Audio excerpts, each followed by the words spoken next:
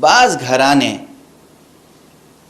کثیر العیال شخص ہیں، ایک کمانے والا اور 10 12 15 لوگ 18 20 لوگ کھانے والے، سب اسی پہ ڈیپینڈ کرتے ہیں.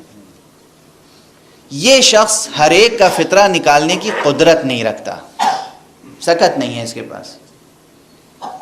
تو یہ طریقہ شریعت نے بتایا خود کہ جو گھر کا ذمہ دار ہے سب سے پہلے وہ خود فطرہ نکالے گا، کہے گا یہ پروردگار میں فطرہ نکالتا ہوں اپنی طرف سے واجب قربتاً اللہ. یہ فطرہ دے دے گا اپنی بیوی کے ہاتھ میں، بیوی اسے قبول کر لے گی، پھر وہ کہے گی کہ یہ فطرہ میں نکالتی ہوں پروردگار واجب قربتاً اللہ.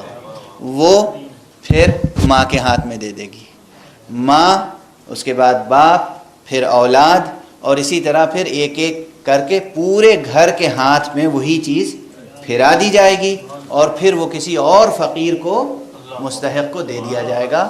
اللہ ان سب کی طرف سے اس عبادت کو قبول فرما لے گا.